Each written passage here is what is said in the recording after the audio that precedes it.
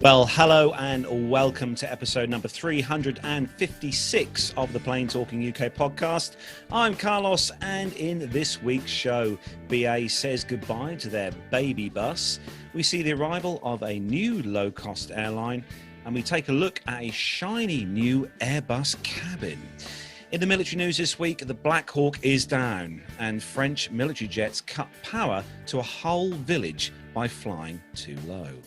So joining me across the village from me in the PTUK Master Suite studio, it is, of course, Matt Smith. See, I remember when Bungay was referred to as a town because it had things like banks and all that kind of thing. You know, I was just like, I know villages with better facilities than us now. we do have a cash point, but it took us a whole year to get it. Well, that's true. Yeah. All hail the co-op. Yeah. I know. How are things with you? All good? Yeah. Nothing to report really. Not really anything very exciting going on. Not that I can talk about on here anyway. Okay. Moving swiftly on.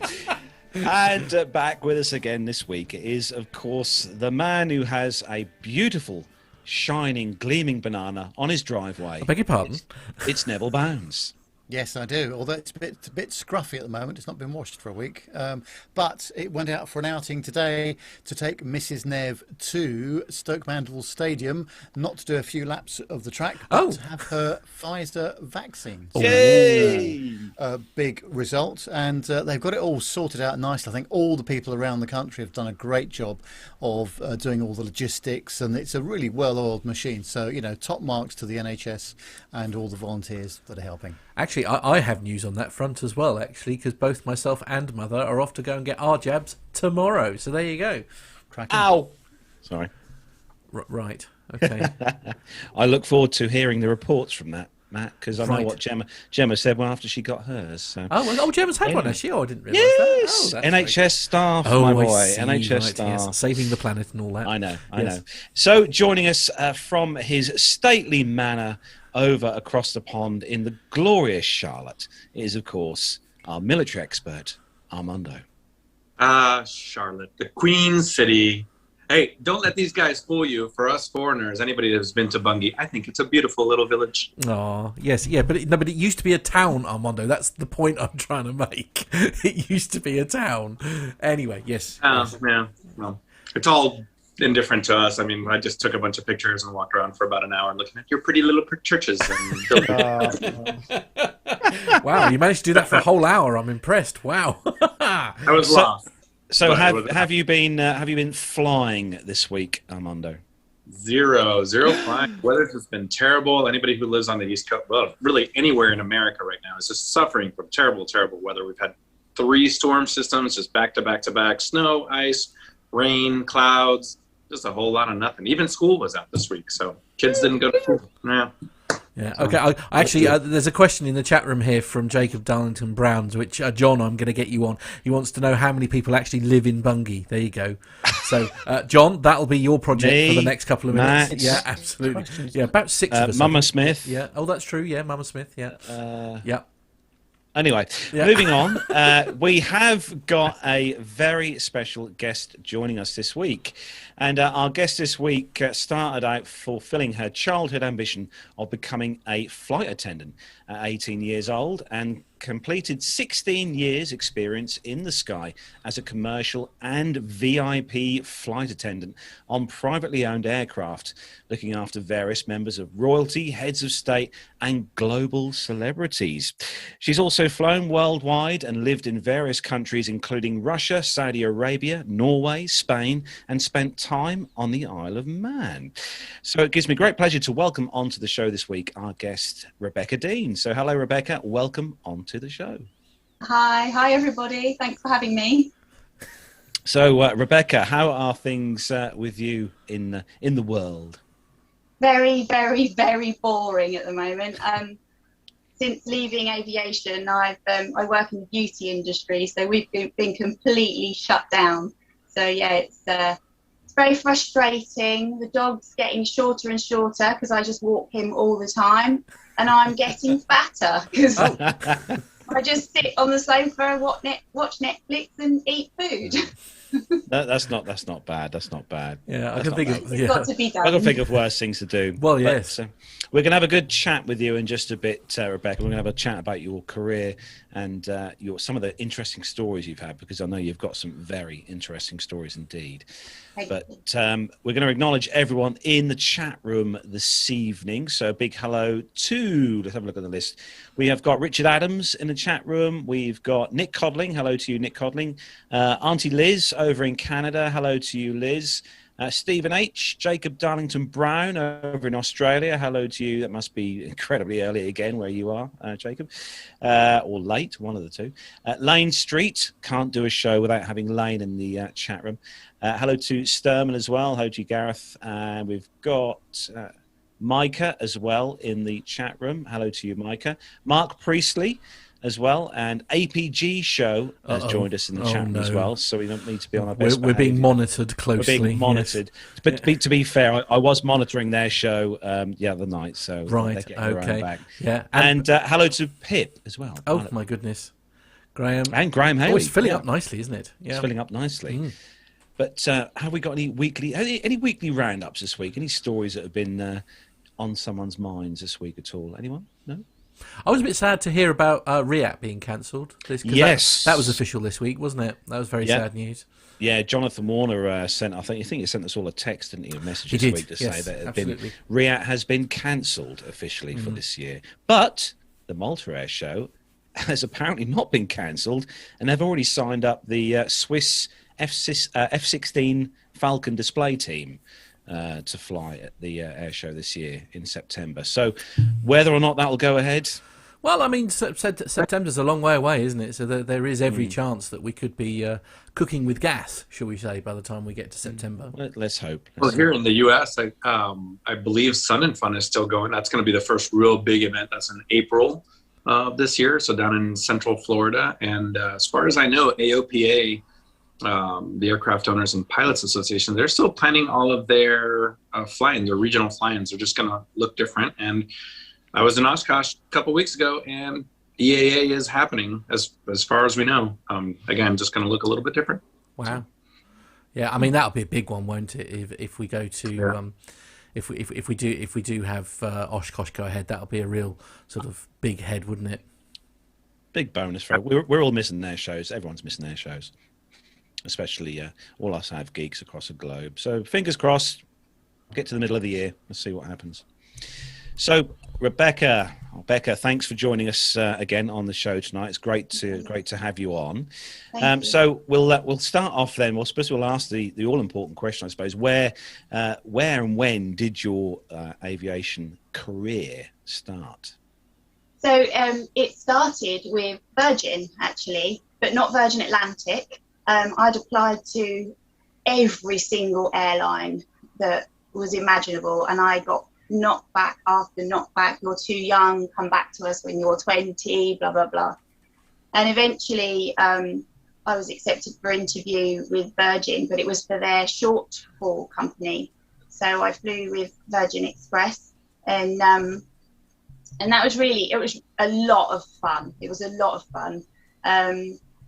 And very soon on into my career with them, they wanted some crew to go out and work from their Madrid base, a brand new base that they were setting up.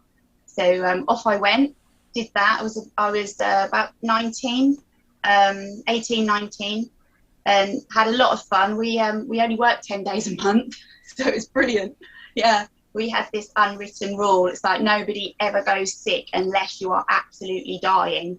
And then that way, we all got loads of time off.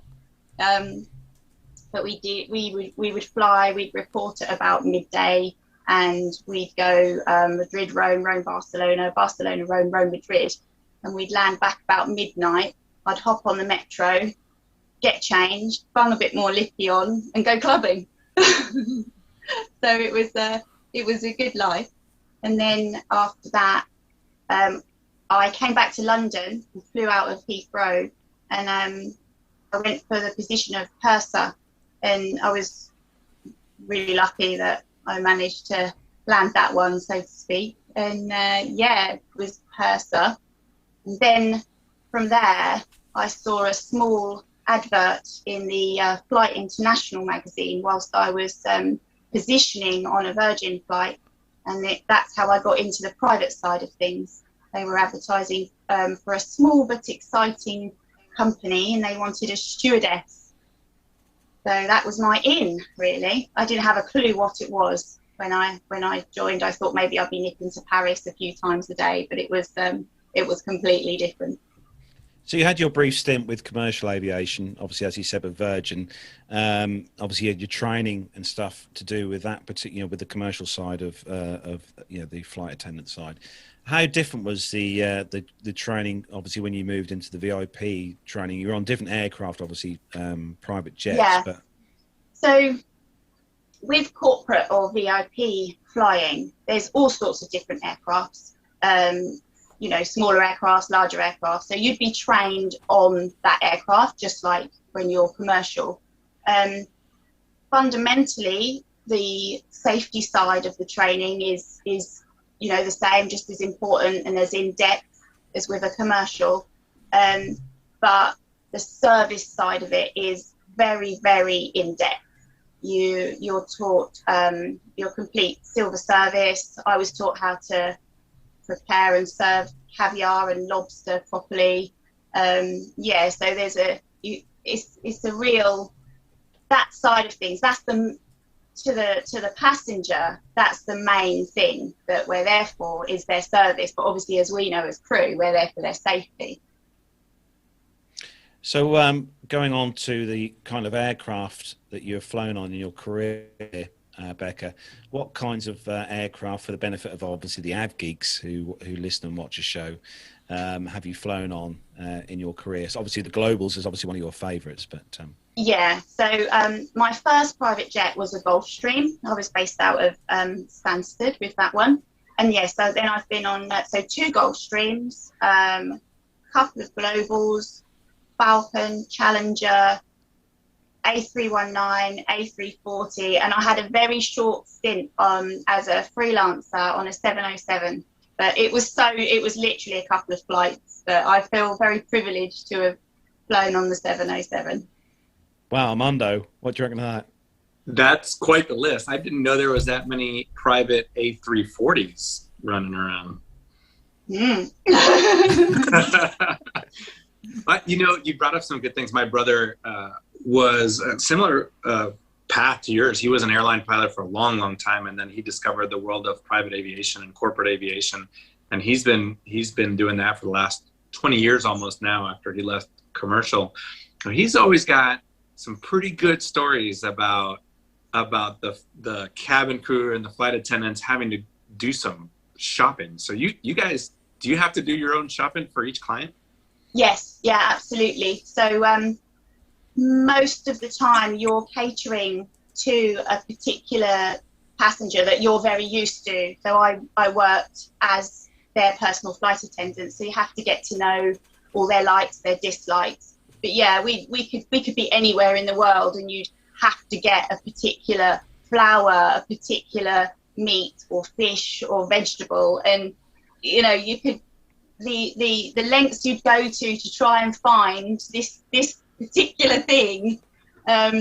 You'd be chasing down chefs of various restaurants, but most of the time you got to know your clients really well, so you knew what they'd want, but then they might chuck a curveball at you sometimes. I remember I planned all the menu, everything was done, I was ready to go, and the passenger walked on with this massive vacuum-packed raw fish. Its eyes and everything was still on it. And I thought to myself, what on earth do you want me to do with that? Anyone that knows me knows I hate cooking. I like preparing stuff and, presenting it. But when it comes to cooking, and this dead fish was looking at me, and I thought, yeah, well, I can't be serving that up.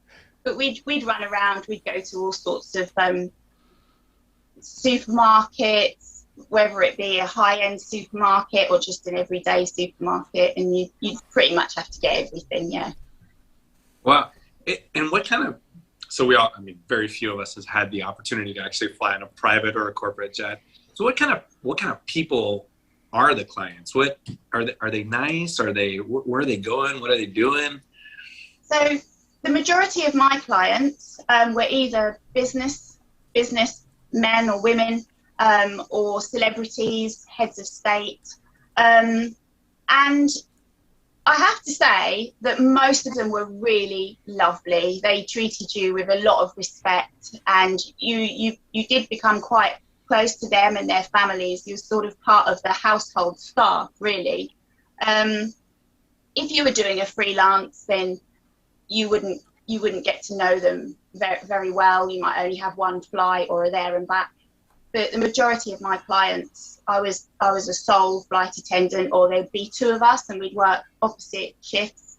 So yeah, you got to know them, and the majority of them were really lovely, you know, normal, down to earth, just got a hell of a lot more money than the rest of us.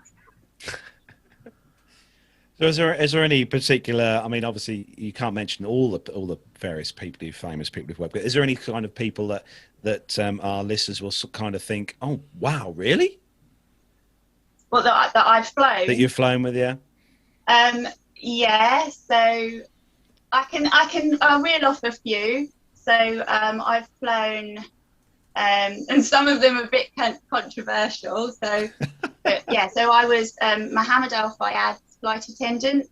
I've flown Michael Jackson. Good story about having dinner at the Ritz with him in Paris. Mariah Carey, Jennifer Lopez, and then I've flown some politicians. Karl Lagerfeld, I flew him once. He was interesting. Who else? Billy Piper. She was fun.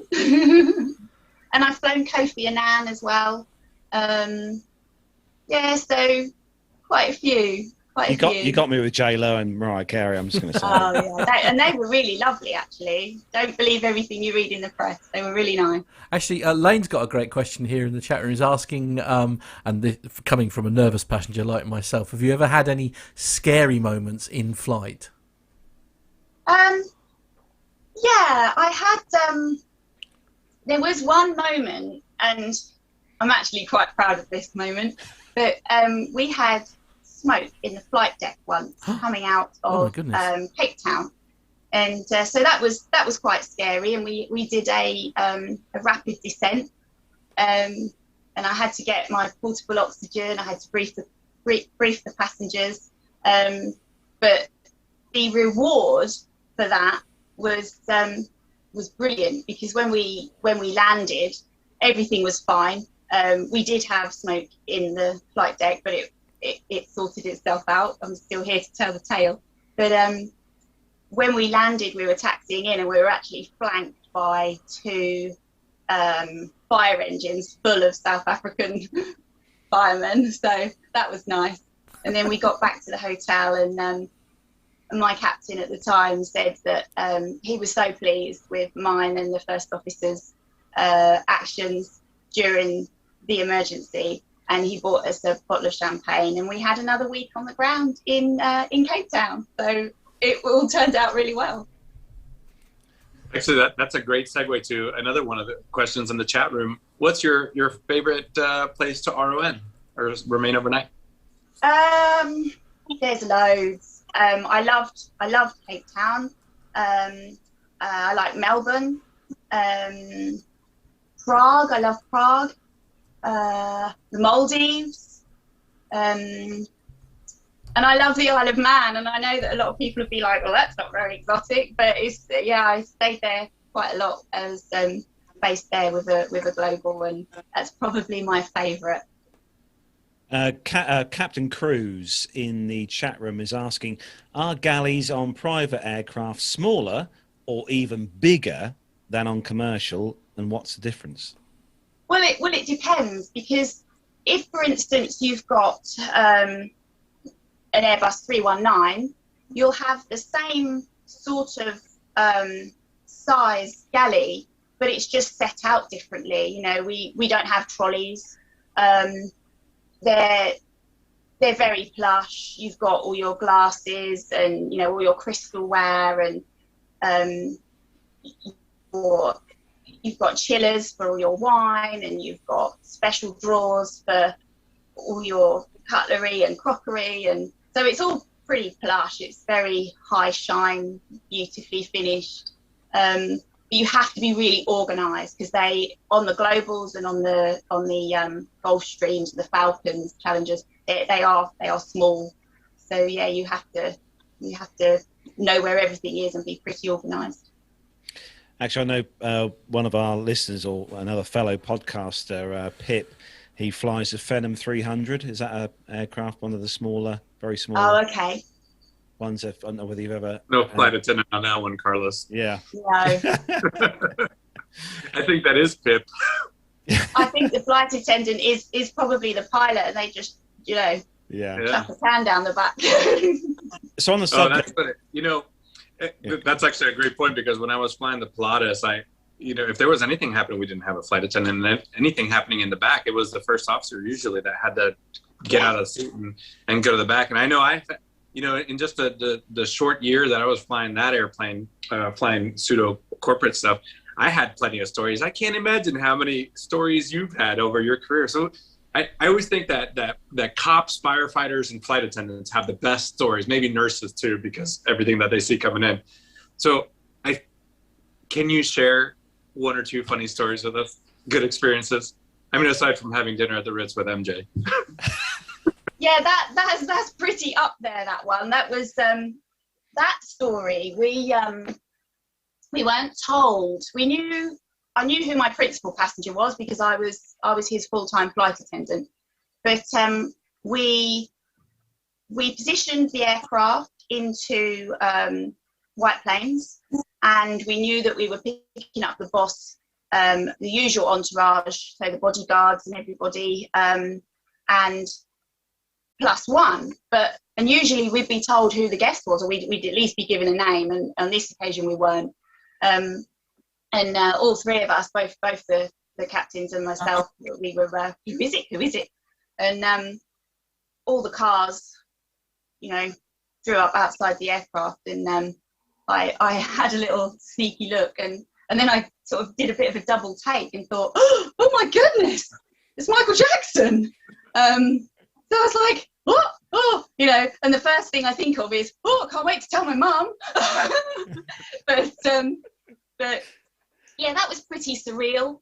So flew him, and then he had a tour of the Ritz in Paris, and I went along to that.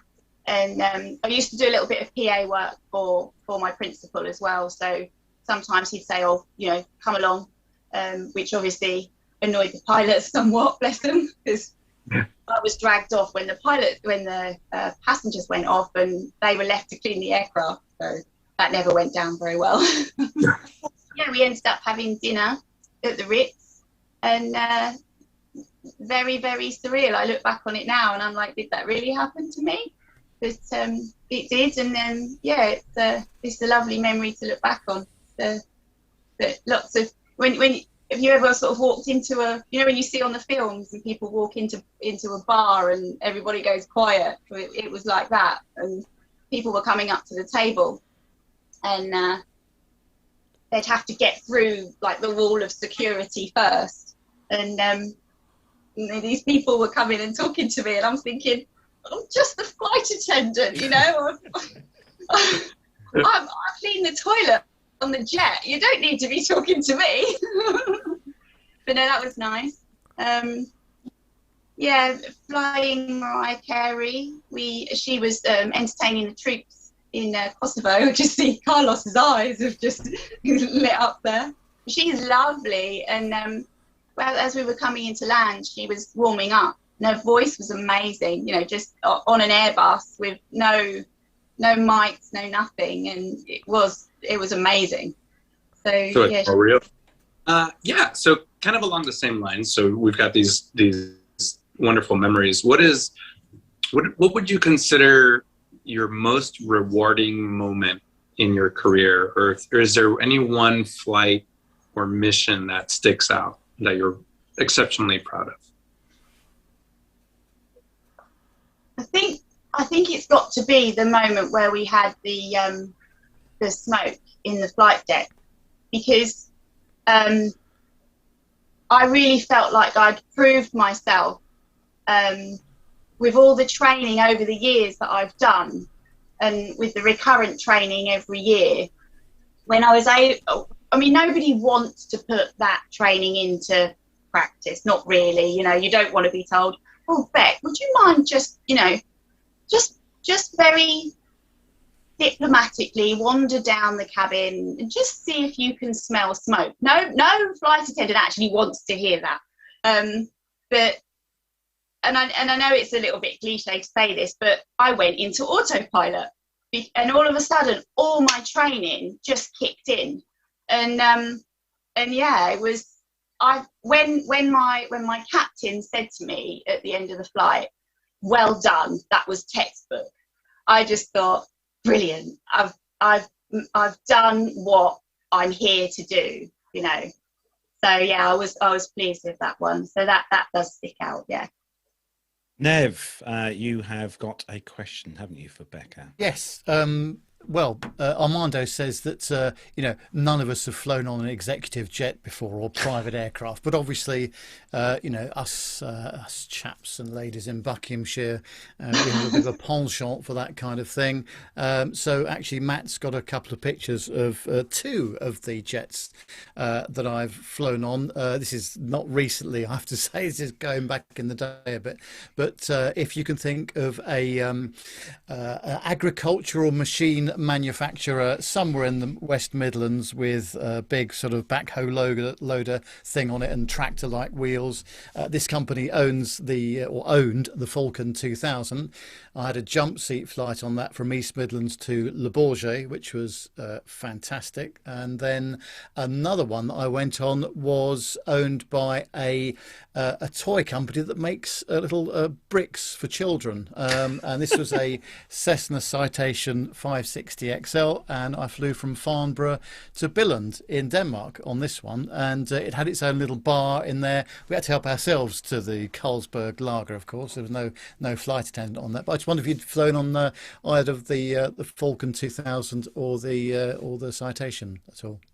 I've flown the Falcons, and yeah, that I love any of the jets. I really love, but yeah, I did fly on the Falcon. Yeah, Falcon. Yeah, it's a nice machine. I think it's a 12-seater or 10-seater. I can't remember, but yeah, it was a great experience, and it was just a very short flight. You know, 45 minutes from East Midlands to Le Bourget. So I couldn't really take it all in at the time, but it was a great experience. It's a lovely experience. Yeah, I remember. I used to enjoy it when I had to sit in the flight deck with boys, because then I got to put the headset on and I could hear everything that's going on. Whereas most of the time I was in my crew seat to the side. But yeah, I love that. All the, you know, you can hear everything and the boys talking to each other. Yeah, it's great. Yeah, really good. But yes, that's not going to happen again for a while, I don't think. No, so. Unfortunately, no. Yeah. Nev, we've got a question from Pip in the chat. Oh, have we? Well, let's have a look. Oh yes, question for Becca from Pip. He says, what's the best or the biggest tip that you ever got? Oh, okay. And have you declared it to taxman? Yeah. Oh dear, I don't know if I can. Yeah, no, I can. You can take the fifth on that if you wish. That's no, it's fine. As Chris Tarrant would say, you do not have to answer this question. No, I don't mind. It's fine. I was actually really worried when the envelope turned up. So I was flying an Airbus, and we were in Saudi Arabia, and we got to the we were on landing, so we'd landed, and then the right hand man of the principal got out his briefcase, opened up his briefcase, and gave each crew member a brown envelope, and I just popped it in my flight bag, and then off we went to the hotel. And when I got back to the hotel, so we're in Saudi, I thought, oh, the envelope. So I was in my room and I opened the envelope and I was like, oh my goodness. So I actually moved a piece of furniture up against the door because I thought, oh no, what, is someone going to come knocking on my door and want something for this? And I rang, I wasn't chief of cabin or anything yet, I was just cabin crew, and I rang the chief of cabin from my room, and I was like, is this normal? She went, yeah, it's fine, we all got the same. So it was £5,000 in dollars. So that was the best one. Monetary, that was the best one. My goodness me. Wow. Yeah, needless to say, it didn't last very long. I probably blew it on shoes and a handbag. Lovely. Well, and why wouldn't you? I think the best tip I ever got as a pilot was a bag of chocolates, and that was in Sholo, Arizona. Oh man, I better step up my game. We need to start wearing a skirt. That's true. That would all love to see. And we've got a question, actually, a good one from Lane in the chat room, who's asking you, Rebecca, what was your longest flight? Oh, I've done London to Taipei. Yeah, that might have been a work one. That would have probably. I've done like Moscow, Japan, but the Taipei one was pretty good. There's actually been a couple of questions in the chat room about that, about shortest flight, longest flight. So an aircraft like the Gulfstream, sometimes we get a little bit technical, and we're following the news, and the new Gulfstreams and new Global can do 8,000 miles and 8,500 miles and 17 hours, whatever. What's your experience with private flying or corporate flying? Do most of those aircraft fly those long distances, or are they mostly short flights? And then in the meantime, what do you do once you get to a destination? Are you on call? Are you sitting at the airport? What's your day in the life? So here's an example. I was based in Moscow, and we had a very nice trip down to the Maldives, and we were like, yes, brilliant. The boss and the family are there for a couple of weeks. Nice one. We get a bit of downtime. We landed, and then about 6 hours after we'd landed, the captain gets a phone call saying, the boss has chartered the aircraft. And we were like, what? So yeah, we basically had minimum rest, and off we went back to Moscow, and he pimped us out and made some money on his aircraft, and then we went back and picked them up. So yeah, sometimes it's great, and you have a little bit of time down route, but the majority of the time you're very busy, you're up, down, back and forth. So you have to really make the most of any downtime you do get, because it's few and far between. So obviously we're learning all about your sort of like time as cabin crew. But have you ever had the sort of desire, if you like, to either fly or like being a pilot? Have you ever had the desire to sort of jump into the front of the aircraft? Well, Matt, I would find it really, really difficult to cope with being waited on hand and foot by a flight attendant. So I think I leave all that to the pilots. They're very good at what they do. So no, I've never been tempted to hop in a seat full time. No. I mean, have you had any sort of like flying like pilot lessons or anything like that? With no, I've never had any lessons. I have once when I was on a long haul, and I'd done everything I could do. The passengers were sleeping. And the captain wanted to get out and stretch his legs, so I sat in with the first officer, and she was a female first officer, so we had a little girly chat up front. And but that's the closest I've got to it. And I've taken control of like a little 2-seater once out on a jolly with a friend, but that's as close as I've got. It's a very, very skilled profession, and it's just not one that I'd ever see myself. I don't, and to be honest, I wouldn't trust me. I wouldn't want to be my own passenger. So no, I'm much better in the back. There's a good question actually from a certain someone's wife in the chat room. Armando, and she's asking what your most memorable place you've travelled. Oh, it's memorable. I was going to say Vegas, but everyone says Vegas. Do you know what?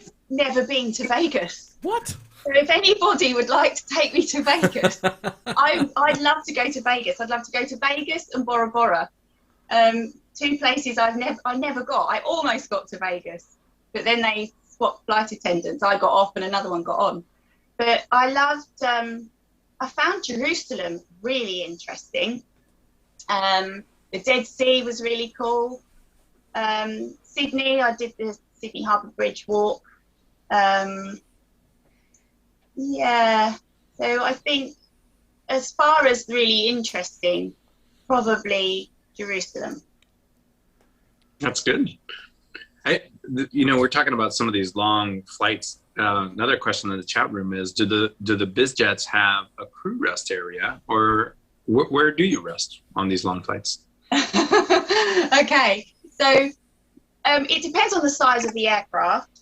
So my Gulfstream and the Global, the flight attendant had a very small, it was like a really tiny little office with a first class size seat, and then you'd have a computer screen behind a panelled area which folded down, and you had a desk area, and you couldn't really get the seat that flat. But the majority of the time, if I slept, I didn't usually sleep, but if I did, it would be on the floor of the galley with a duvet underneath me, my coat on, and a duvet over the top because it was really cold by the door. Well, that's not as glamorous as we thought it was going to be. Wow. It's not glamorous at all. It's not. I was expecting there to be at least a leather chair or a sofa. The chairs are leather, and you do have like a leather drugget on the floor as well. So Nev, you've got a question from Pip. Yes, obviously Becca, that there's all the airline operations are subject to flight time limitations for flight crew and slightly more hours probably for cabin crew, I think. But as a private operation, are you not subject to any flight time limitations at all? Are there limits to the number of hours you can fly in a day or a week, for example? We did have flight time limitations, but really a lot of it was down to the discretion of the captain. If the boss wanted to go somewhere, then we would go. But if it got to a crunch point where the crew were absolutely shattered and we just couldn't do any more, then it would be down to the pilot, to the captain, to say to the boss, okay, we have to wait, you need to give us more hours. But 9 times out of 10, we followed similar, I've got to be careful what I say, but similar limitations to you guys. Yeah, gotcha, yeah. And Matt, there's a question from Nick. Coddling, isn't yeah, absolutely. Yeah, he's actually asking the question: what's the most expensive wine or champagne that you've ever served on board? Oh my word! Lambrini. Probably couldn't even remember what it was called, but yeah. And this is actually a little bit controversial, so I'm not going to say the culture of the person I was serving to. But I did serve some alcohol, very expensive red wine once, and I think the bottle was around £6,000-7,000. What? Oh my goodness! Yeah, I could say a little bit more than those wines. Yeah, I could say John's just saying in my ear. Is that a little bit more than what? Yeah, even with staff discount. Yeah, absolutely, even with staff discount. Absolutely. What a blind! My goodness, me. I know. It's... Lane, not everybody. Not all of my clients were like that. I mean, some you'd get on and they just want a Diet Coke or a Fanta. It wasn't always. A lot of them are just like us. They know what they like, and I was I was flying for one family, and the PA rang me one day and said they all want McDonald's. So I just swung by McDonald's on the way to the airport and, you know, served up burgers to them. Heated it up, yeah. Yeah, exactly. Actually, Becca, one of the stories that us guys cover on the show quite frequently is stories about passengers bringing animals on board. Obviously, the emotional support. The emotional support. Oh, animal. yes. Has there been any kind of strange animals that you've had to cater for on board, apart from dogs and cats? I suppose the strangest would be a lot of falcons. Yeah, they all have their own stands that they sit on. And it was a little bit unnerving because they had their head caps on. But as you walked past them, you know, their whole head moved and followed you.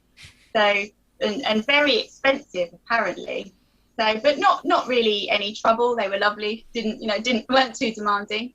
I had a flight once out of I can't remember where it was now. It was somewhere in Saudi, and I was told I had 13 passengers, Jeddah, and I was told we had 13 passengers. So I stood at the top of the stairs, and a gentleman walked out with 2 cat carriers. Oh. And just literally popped them at my feet at the top of the stairs. And it was 2 beautiful Bengal cats. And I just looked at the gentleman. I said, "Is that it?" And he went, "Yeah, that's it." So 2 cats. So that was nice. Couple of dogs. One of my principals, we used to take his dogs quite often, and that was lovely. They had their own little water bowls. I love what Lane puts in the chat room: falcons on a falcon. Oh yeah, falcons on a falcon. Very good. Nev, you've got a question from the chat Actually, room. I've got a. Sorry to interrupt. Sorry, slightly. Yep. I do actually have. Let me just make this. I'm trying to make this do this though, but it won't now. It's broke. I've broken it. I was about to do something really clever and it's backfired terribly. Okay. Hang on. Here you go. This is sorry. Armando sent me a picture. That's what I was going to try to do. There you go. Yeah, there we are. Yeah, that would have been a whole lot slicker if it had worked first time, wouldn't it? But there we are, never mind. That's exactly what they look like, but it wasn't in a commercial liner. Oh, wow. Yeah. That's so good. I mean, what's the reason for that? Is that just literally transporting them from one place to another? Yeah. Wow. Gosh. I thought you were asking what the reason for the ICAP. Sorry, it's because the pilots or the cabin crew don't want a bunch of falcons flying around the airplane. Well, no, quite. Yes. Definitely not. Yeah, slightly unnerving. Yeah. Wow. Nev, you've got Micah's question. Yeah, Micah asks, and I think you might have slightly answered this already, but Micah says, other than the big dead fish, what are the most exciting foods and drinks that you've served on board? You know, it's probably weird for just people like us to realise, but most people like the sort of stuff we like, you know, just normal stuff. I'd serve up bangers and mash sometimes. I'd do afternoon tea, or then you go to, you know, the likes of black cod and sushi and caviar. And I remember once having spent hours organising the catering for a Saudi flight, and it was vast. We had about 18 passengers on an airbus, and it took such a lot of organisation. We got everything stowed. I mean, it was chock-a-block. We couldn't get food anywhere else. And then we thought that the passengers were arriving, and it wasn't. The passengers had then organised all their own catering, and this chap came up the stairs and handed me this huge tureen thing, and I thought, where on earth am I going to put this? I can't stick it in the toilet. That's not very hygienic. And I put it on the side in the galley, and as I lifted the lid off, it was a goat's head with eyes and everything. Oh dear. A delicacy. It was horrible. Did it fit in the oven? I think Armando is. Yeah. Oh no, definitely not. It was one of those that you just put the whole platter in front of the passengers on the dining table, and they pick what they like. Wow. Okay. Pip's asking, do you, another question. Do you, a very good question. yeah. Do you eat the leftover food? I do, and it's brilliant, says Pip. Yes. Nick is asking what, obviously, with the kind of the boundaries of border controls and stuff of the countries, when you fly into certain airports or airports globally, are there specific border control points just for you, the VIP crews, to go through, or is it all open? You know, do you just go to a separate one, or you just go through the normal gates? Most of the time, an airport will have a VIP terminal. So we'd go through the VIP terminal. Sometimes, depending on where you are, you may end up coming through with normal commercial passengers. But the majority of the time, you have an FBO, fixed base operator, and the crew and passengers go through that side.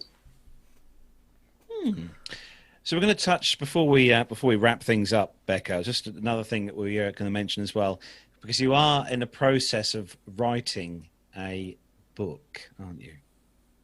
Yes, I'm trying to write a book, and I was very.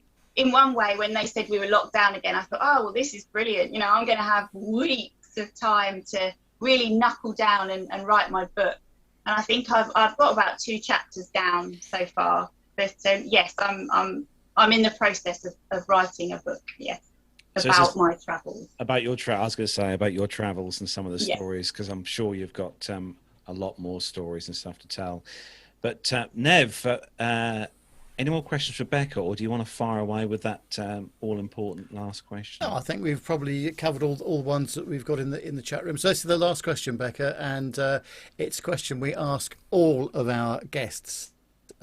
If you had the chance to fly on any aircraft, or even fly the aircraft itself, it could be commercial, military, general aviation, exec jet, anything you like, whether it's a current aircraft or one that's been retired, what would it be? I love the Dakota.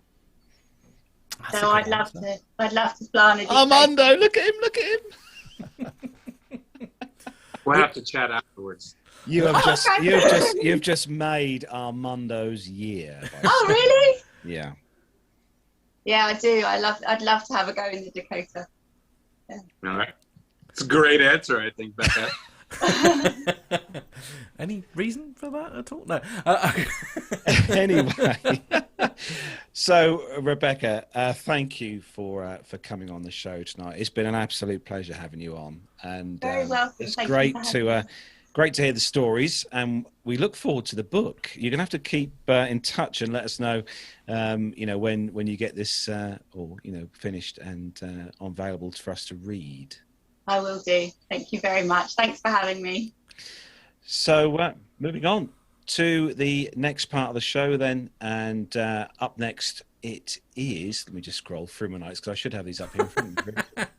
So up next is our interview that was been done with George Lee, and this is part 8 of the interview, which I know a lot of people have been looking forward to each week.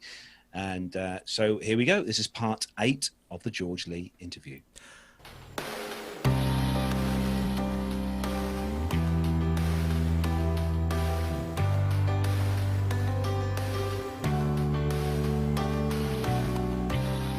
Now, when you got back to the UK, you were in the Nationals, placed 2nd, but more importantly, perhaps, the country honoured you for your achievements, firstly with the Royal Aero Club's Gold Medal, which I might point out is only awarded for outstanding achievements, and you joined the ranks of previous aviators like the Wright brothers, Blériot, Alcock and Brown, even the Apollo 11 astronauts. A fine company. That was a remarkable thing to be given, yes? Yes, I was honoured to get a lot of different honours, medals, Nick. I don't have an awful lot of huge memory points from those presentations, apart from they were given by different members of the royal family, many of them. Prince Charles gave a couple, Prince Andrew gave a couple, and Prince Philip gave, I believe from memory, the Air League Founders Medal. So that was absolutely wonderful. But one award was the MBE, and interestingly, it was actually awarded on the civil list as opposed to the military list. So Maren and my mother and I, of course, in my best uniform, went off to Buckingham Palace to receive that, and that was a great honour. But no tremendous memories from the day. A lot of people were getting a lot of different things. So, yeah, but nonetheless, great honour. Well, while we're on the subject of the royal family, 78 saw you at RAF Bicester for a number of flights with royalty, and you took Prince Charles, then I guess a reasonably young man, the heir to the throne, up in a Grob, I believe. Did he enjoy himself? He did, Nick. It was a private visit, so the man could actually relax. He didn't have a lot of hangers-on. It was very informal. I remember waiting out by the entrance gates at Bicester for his arrival and looking and seeing this open-top Aston Martin coming down the road. And there was HRH at the wheel with his private detective lounging on the back seat. But the intention was to do a 100-kilometer triangular cross-country course. And it would have been wonderful. I felt very disappointed because the British weather just did not cooperate. There was no way we were going cross-country, just impossible. And I often wondered what it would have been like had we gone and landed out, and curious people might have come and said, has anybody ever told you look remarkably like Prince Charles? Oh, that would have been great. But anyway, we did a lot of aerobatics. At one stage I thought, dare I do a beat up with the heir to the throne? Well, never mind, my career is at stake, but here we go. So blasted off down the airfield and did a beat up at very low level, pulled up and landed. On one downwind landing, again below normal minimum circling altitude, I felt, ooh, got a little bit of lift here. Dare I throw a turn? Oh, what the heck, I will. And it was enough, and it hooked into it and it developed. And we actually climbed up to 3,000 feet from fairly low altitude. So at least it gave him a little taste of what gliding is about. He loved it. I think he really enjoyed it. And he's got a wonderful sense of humor, Prince Charles. We went in for our lunch break and I was ushering him into what is normally the briefing room, and all laid out with the finest silver and linen and everything else for HRH. He stopped at the doorway, had a quick look around and turned around, and he said to me, I suppose it's always like this, isn't it? I thought that was priceless. Very good indeed. It was a lovely visit, Nick. Can I move forward now to the defence of your World Championship, this time in France? Unless there's anything else you particularly want to cover in the lead up to that. But how did that competition go? I had the same regular loyal crew chief, a different crew member, but they knew each other well. No problems there. We went to a French Air Force base called Romorantin for the pre-practice period practice. So I had a lot of time, and the weather was dreadful. It rained and rained, so we polished and fettled and polished and fettled. The glider was perfect. And towards the very last day, suddenly the sun came out, and wow, we got the glider ready, towed out to the launch point. The French towed their gliders out. There was a French civil gliding club there as well. And they parked them, and off they went. This was lunchtime. This is the French lunch. It's very serious. And the tug pilot came out and he parked his plane and he was about to go off for lunch. I couldn't believe it. I went over and said, please, just one tow before lunch. And bless him, he gave in. And I went and did 600 kilometers or something. And the French came out after their lunch and flew 250, 300. So I do recall that. The event itself was probably the most straightforward of the World Championships. The weather was generally consistent, not booming, strong weather, but good, solid, consistent weather. On one memorable day, I was the only person of any class, there were 3 classes by now, to actually get home. And that was the most marginal final glide I've ever had in my life. We topped up at the top of a fire that was going. Other gliders were way down low. There's no way they're getting home. And I milked it for all I could and set off for Châteauroux. which was the big French airfield with monster runways and parallel taxiways.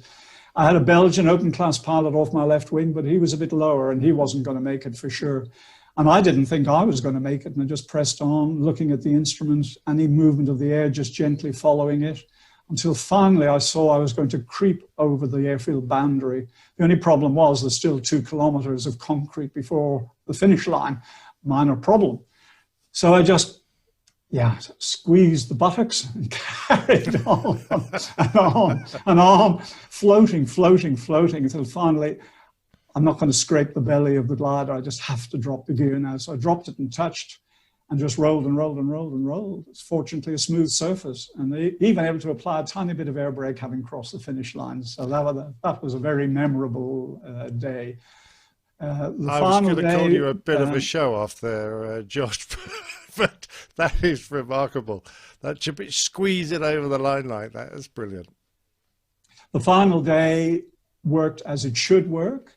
My open class teammate, the same guy, he was out of contention, so he was quite legally helping me to maintain my overall lead. So he was a certain number of kilometers ahead, and by code, he was reporting back thermal strengths. So that was helpful to a reasonable degree, at least. And I think I got third for the day, which was enough to cement the overall victory. Now, you quite rightly received many accolades for your second World Championship in a row. But the icing on the cake, perhaps, you were invited to the palace again, this time to dine with the royal family. What a lovely thing that must have been. Now, that was very, very special. That actually happened in '79, and the telegram arrived when we were in Cyprus, I recall. So I flew back, and this was a very different event and so much more meaningful, to be perfectly honest. There were 10 guests, and then, of course, the Queen and Prince Philip. So we waited in this huge, big lounge room waiting for Her Majesty to arrive, and heard the corgis yapping, here she comes. So in she comes, and there's a little group around her, and every so often one person would get a gentle tug on the elbow, and that person would be just slid out of the group, and another person slid in. The lunch itself, of course, was special in a lovely little room. I was seated next to the Bishop of Oxford, I recall. But the one thing I do remember, I was feeling pretty nervous. I really was. But the one thing I do remember was a very animated conversation between Claire Francis, the yachtswoman of fame, with Prince Philip. She was certainly not nervous. But then afterwards, after the lunch, this is where it got special for me, because we had the same setup after the lunch in this lounge room. And to this day, I cannot remember how it happened, but somehow I ended up with just the Queen and myself side by side at the front window of this lounge room, this big bay window looking up the mall. And we were watching preparations being made for a state visit the following week. And we were just chatting as you would to a neighbor over a fence. It was absolutely remarkable. So that was just so wonderful. She's a wonderful woman, absolutely wonderful. Well, George, it seems that the RAF, in their wisdom, were going to give one of their finest pilots a ground tour. But then again, if you're going to have a ground tour, the one you were given has to be, an absolutely wonderful thing to do. You were on the tactical leadership program in Germany, weren't you? Yes, Nick, you've summed that up very well. It was indeed a very special tour, quite extraordinary in so many ways. Firstly, well, it was on a German Air Force base itself, under the unit TLP under a German commandant with a multinational staff, one Belgian, German, and then Brits and Americans. The TLP was actually under AFSI as opposed to NATO, that's Allied Air Forces Central Europe. The main difference being that AFSI didn't have any money. But anyway, the program itself was superb. There's no other way to describe it. And prior to going on staff, I actually went and did the course myself with my regular navigator. We went over there to the base, which was called Jever, up in the far north of Germany, not that far from the North Sea, actually. And the course was multi-mission. We had 6 air defense aircraft on each course and then 12 ground attack aircraft. And we started off with the gentle stuff, a bit of medium level, dissimilar air combat, all of that sort of stuff before bringing the serious stuff on down into the low level regime. And the air defenders would be mounting their cap, waiting for the ground attack package to come through. And when they see them, launch at them. So the mission intensity and complexity developed as the course went on. And towards the latter part of the course, they actually brought in the American aggressors, which was tremendous, because the aggressors is a specialist American unit flying F-5s, painted in full Soviet color scheme, and the tactics that they employed were Soviet tactics, and they were very disciplined in doing that. So from a training value perspective, the aggressors were magnificent unit to train in, very, very realistic.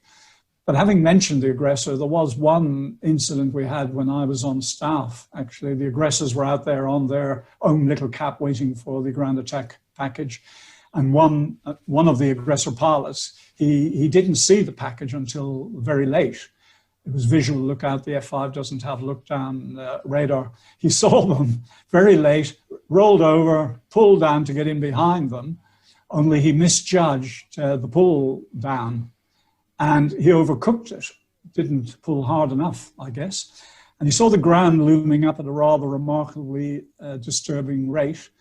And he carried on and he actually glanced the earth. He impacted, but only a glancing blow, back up and ejected.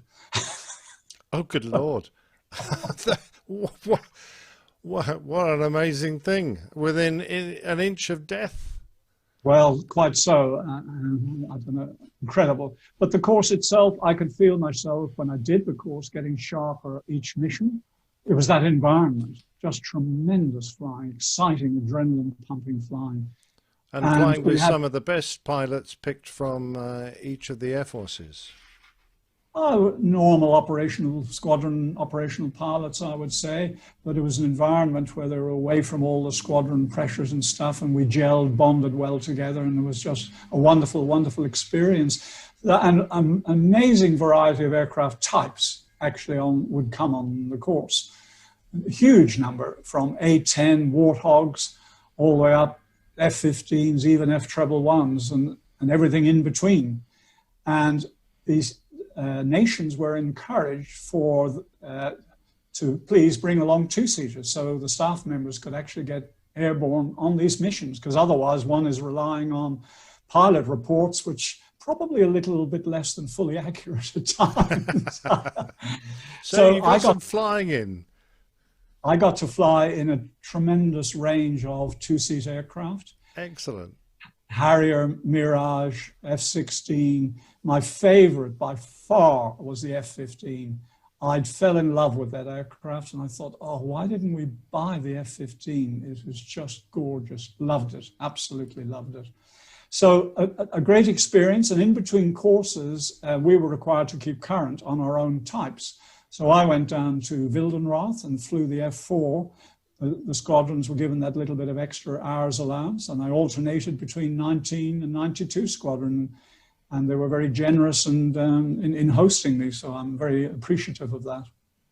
Well, it sounded like a great time you had. You were able to get into the American PX and buy all their wonderful steaks and even come home with a duty-free car. I didn't feel jealous at all up there in northern Scotland. So the TLP was actually not far from where you were going to fly your third World Championship. So that must have been quite handy.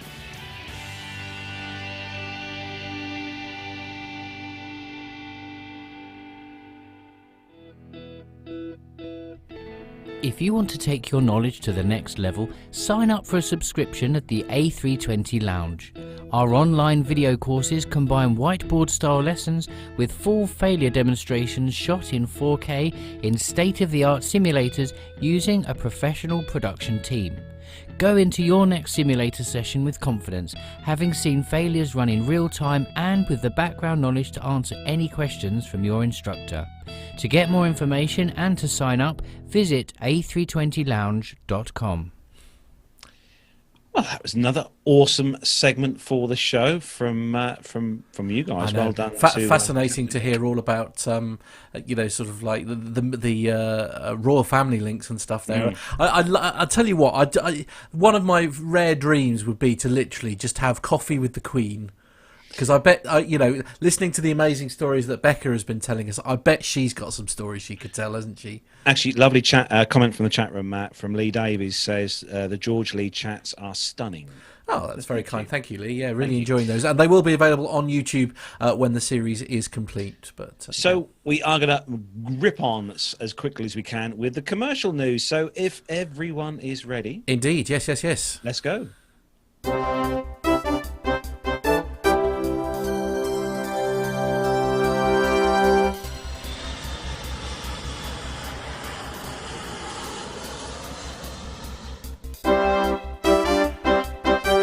Lee's just told me off, by the way. He said coffee, please. He's like, surely it would be tea if you're addressing the Queen. But anyway.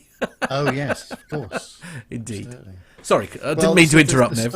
No, not at all. No, I don't even want to read this story out. This was the story I'd never wanted to read, but I knew it was going to come, and it's on the PaxX Aero site, and it says that British Airways officially scrapped the A318 Golf Echo Uniform November Alpha this week, and with its departure from the fleet, that is the service terminated between New York JFK and London City Airport, which was heavily focused on the banking community commuting between the two global hubs. The aircraft and the route were very special in many ways. It was all business class, featuring just 32 seats on board, and gave the flight a hint of a private jet feel. So did the stop in Shannon Island to refuel and clear immigration when heading westbound, which was necessary because of the limited runway length off of London City Airport. But having cleared US immigration in Shannon, delivering passengers to JFK was a domestic arrival there, which was another further win for the passengers. BA also honoured the route with the call sign Speedbird 1 on the westbound sector, which was a designation previously used for the Concorde between the two cities. At the same time, however, the route was showing signs of weakness well before the current downturn, and British Airways had already retired the second A318 to operate the route as a double daily service at its peak a few years back. But the carrier also cut down on some of the perks associated with flying on the baby bus. Travellers at JFK were at one time afforded access to the Concorde Room premium lounge experience, but that also ended years ago. The cabin offered lie-flat beds, but the product was already behind the times when it launched in 2009 and never really saw a major improvement.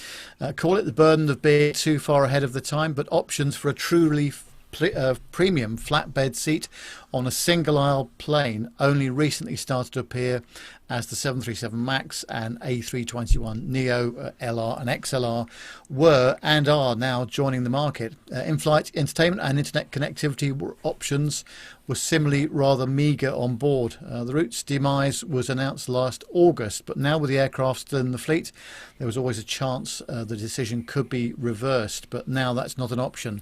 The only other possibility, of course, is if they do choose to operate the City to JFK route again, the Airbus A220 has already flown it, proving that it can operate non-stop with 40 business class passengers on board, but no one thus far has expressed an interest in that option. But maybe in a few years' time, if demand recovers and expense accounts are loosened a bit more, we might see that return. But yeah, that was always a bit precarious under the current circumstances, I'm afraid. So a great shame not only to see the route finally closed, but also the aircraft gone to the scrappy as well.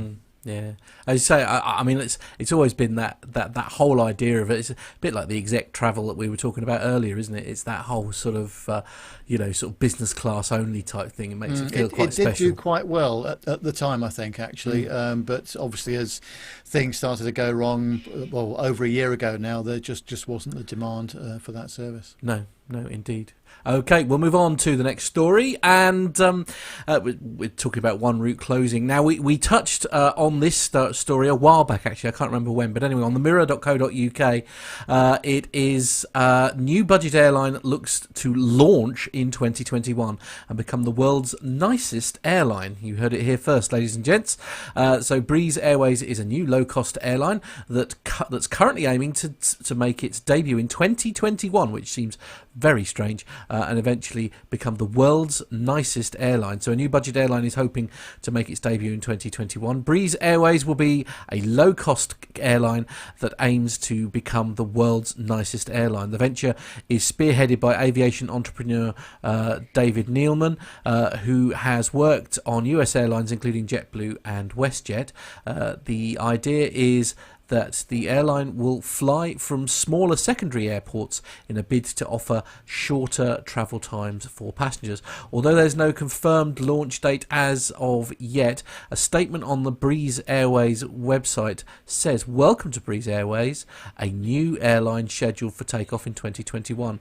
We are a group of aviation experts and fanatics working day and night to build something brand new and really special for guests. Stay tuned, and until then, have a nice day." The airline will be offering domestic flights in the US rather than international routes, although it hasn't yet confirmed which routes will be available. There's currently no confirmed launch date, although the airline has started hiring staff, including flight attendants, and already took delivery of one of its first planes back in early February of this year. So the Embraer E190 aircraft is one of a fleet of 15 of the airline for the airline, which will be on lease from Nordic Aviation Capital. David Neeleman said in a statement at the time, "We couldn't be happier with our partnership with Nordic Aviation Capital and to take delivery of our first Embraer E190 from NAC. We look forward to a long and mutually beneficial relationship together, as well as the next 14 aircraft." I mean, the story goes on, but I mean, it just seems, I know we've covered this before, haven't we, but it just seems like a really strange time to be releasing a new airline into the world. I mean, is that, is there ever a good time, I suppose? Well, with every challenge, every worldwide challenge like this, there's always opportunity for someone. And when we talked about it a year ago, I think it was episode 301, 305, something like that, the experience that David Neeleman has with JetBlue and WestJet, taking those airlines into what they are today, one must assume that he's going to do the same with this. And he's probably not a person that's going to take on an endeavor like this if there isn't an opportunity there. So and I think they were going to go after some essential air service routes too. So there's some guaranteed income in there too. Yeah, I'm not going to read out the comment that has been popped up on screen by our producer, but the check is in the post. Thank you, Lane. Actually, before we move on, I'm just going to say I really love this livery from Breeze. It's a great look, isn't it? Actually, in fact, I've got a Really picture nice. here. Let me pop a picture of it up here. Look, I mean, it's a sort of simple. Do you know what? It's nice to see, because I'm so bored of seeing the white with just like the tail fin that's basically been coloured really in it. It's good. quite nice like to that. see effort that's gone into the paintwork, isn't it? It's really good to see. Armando, you're on the next story with moving to Europe for this one. Armando. Right, that's up to me. So this is from Airline Geeks. Sorry, I was actually amazed by this Breeze, and I'm a nerd for airline liveries. From airlinegeeks.com, TUI Belgium resume Boeing 737 MAX 8 operations. The news comes just a few weeks after the EASA, the European Union Aviation Safety Agency, certified the aircraft to fly again in Europe. So according to aviation24.be, TUI will fly TUI Fly Belgium began MAX flights to Spain, making it the first European carrier to fly the MAX again after its recertification. So while the airline had not officially announced the MAX's return, according to the Brussels Airport website, TUI Flight 1011 was scheduled for 9:30 a.m. on Wednesday, February 17th, using a 737 MAX 8. The registration is Oscar, of course, Mike Alpha X-Ray. The plane arrived in Malaga at 12:15 p.m. and departed for Alicante shortly after, before returning back to Brussels. So on FlightAware, the aircraft was shown as performing flights over Belgium, Luxembourg, Germany. Wednesday and Monday, those were likely test flights in preparation for the resumption of these commercial operations. So this TUI fly Belgium joins American Airlines, WestJet, United, Aeromexico, and GOL in Brazil as airlines that are resuming the MAX operations.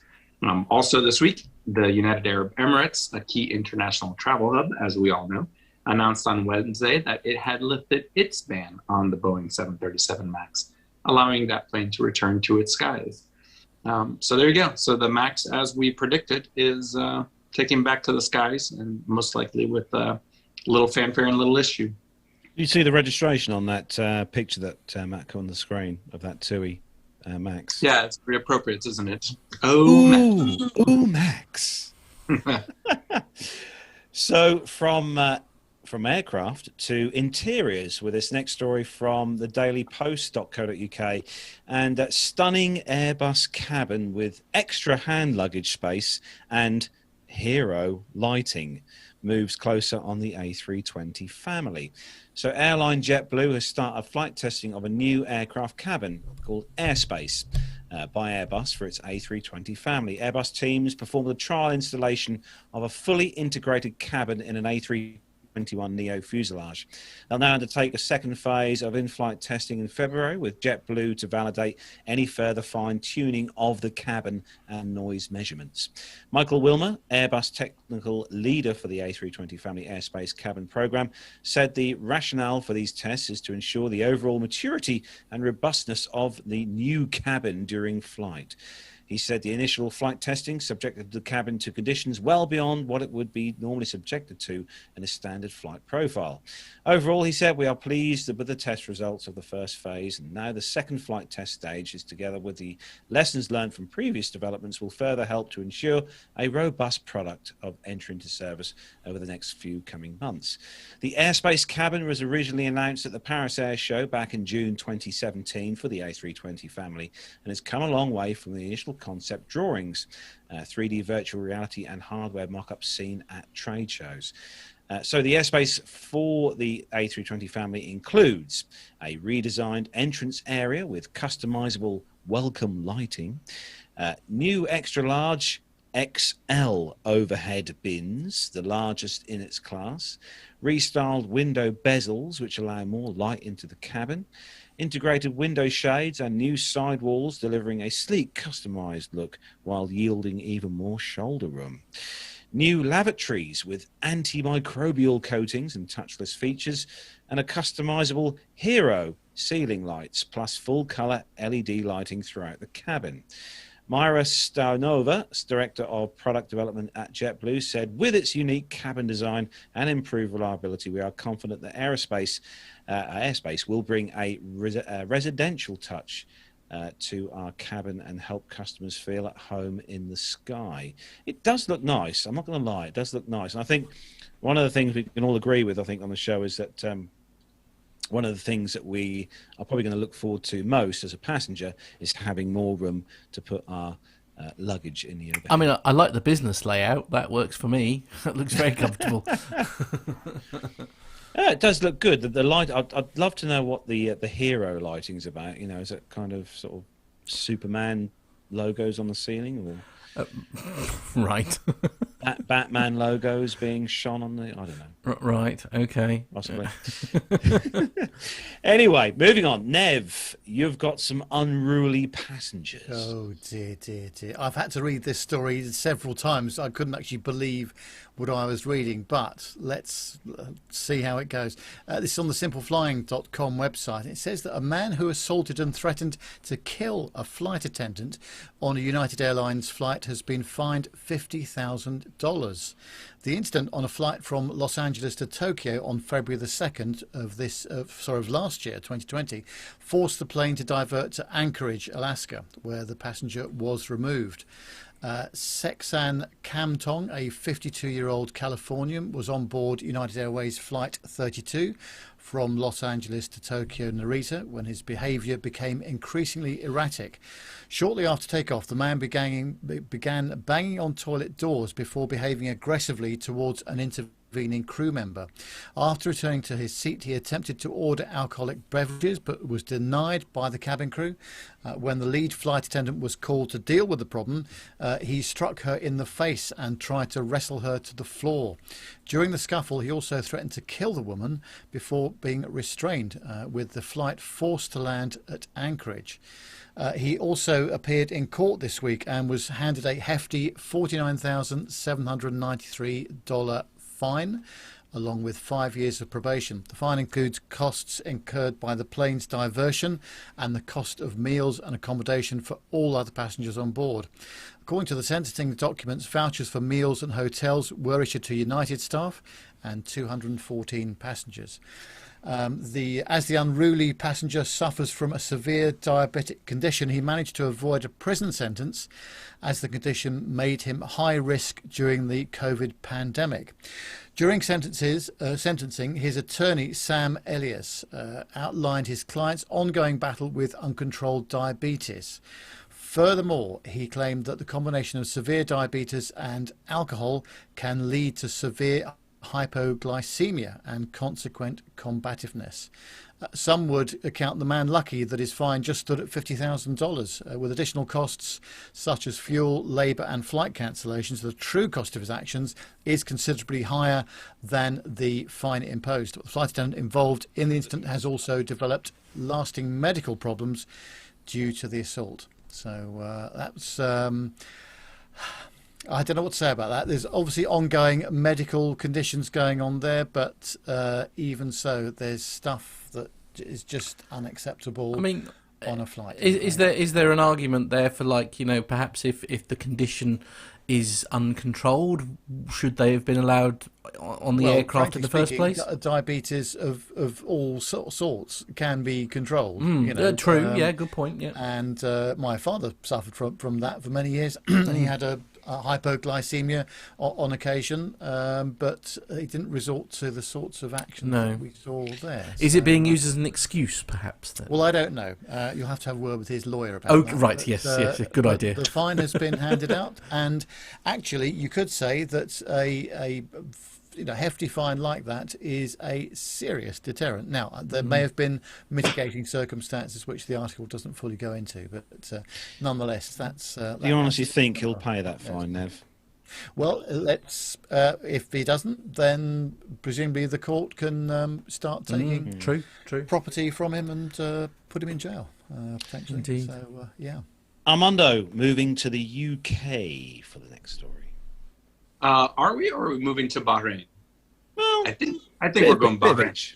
Okay. Well, Bahrain's Air Force is to receive another BAE Systems RJ-100, one of the 10 Avros which had been withdrawn from the fleet of a Swedish air carrier, Braathens Regional Airline. Braathens Regional had been operating 8 RJ-100s and a pair of RJ-85s, but put the aircraft on the market through Skyworld Aviation in 2019. 6 of these had been sold by the end of January in this year, 2 to Canada's Summit Air and 2 apiece to UK-based spares specialist CFS Aero and executive jet support. The latest agreement with the Bahrain Defense Force involves this particular serial number E3380. So it will undergo maintenance at Norwich, according to Skyworld, before being ferried to the Gulf. So the Royal Bahraini Air Force is already an operator of Avro RJs and VIP configurations, having previously acquired directly ordered RJ-85 as well as an ex-Air Malta RJ-85 and a former Blue One RJ-100. According to Skyworld, they say, we are delighted to have supported this prestigious organization in this transaction and hope to continue the relationship with future fleet plans. 3 of the remaining Braathens regional aircraft remain for sale. So tap into the PTUK coffers. Let's get one. Oh, we ain't got to go far to get them, have we, Matt? Well, no, up the road, yeah, absolutely. Right. Yeah, if In it's fact, a you could probably Norwich. just drive up there to Norwich and get it piece by piece in the middle of the night if you wanted to. Right, okay. Good to know where you're at. Bungie on the map. Right, yes, okay. I mean, that it's still theft. Perhaps we should avoid that where possible. Nobody would ever notice that Carlos has an airplane in his front yard. I bet his wife would. In about 10 seconds. Yeah, we'll ask her. We'll ask for an opinion, shall we? The window's enough. Right, okay. Yeah. You got away lucky there, didn't you, really? Yeah. Anyway, we've got a nice story for the last one, haven't we, Carlos? I like this, Matt. I do like this. So this is on the mirror.co.uk, and 10 spectacular airport runways from epic backdrops to famously tricky landings. Now, this is the world's most incredible runways and from across the globe. And so we're going to take a look at these. So we're going to start off. Should we start off with number 1 on here? So this one is the ice runway in Antarctica. And obviously it's going to be tricky to land on there. This the Edmundson Scott South Pole Station. It's nice to see a C-130 landing there on the ice. Number 2, Princess Juliana International Airport, or as most people will know it as Saint-Martin Airport, where the planes fly over the beach and blow sand in your eyes. Next one is number 3. This is Barra Airport in Scotland. And I'm sorry, where was that again? in Scotland. Right. Okay. And so this is interesting because the aircraft here have to land on a beach for this particular airport. Number 4, this is Janju-E Eurosquin Airport in Saba Island. Now, the picture on this one looks really good. This is the world's shortest commercial runway with a length of 396 meters, meaning only small planes and helicopters can land. But that's not all. That is an impressive spot. The runway ends right at the edge of a cliff overlooking the ocean, so pilots need to be very skilled to land there. Next one, Nev. I mean, where's this next one? Number 5. Oh, look, there it is. My favourite, Gibraltar. And yes, it's especially this time of year, a little bit windy around there as well. All sorts of nasty rotors and turbulence coming off the rock there. But yeah, one of my favourites, definitely. And number 6, Innsbruck International Airport in Austria. Plenty of airports around the world, some beautiful surroundings, but there's something particularly enchanting about Innsbruck, where the runway is surrounded by breathtaking snow-capped mountains, green valleys, although these do make it a notoriously difficult place to land. Carlos, I actually I went skydiving from the Innsbruck airport in a helicopter about 10 years ago. It was beautiful. And while you're there, John, take number 7, Armando.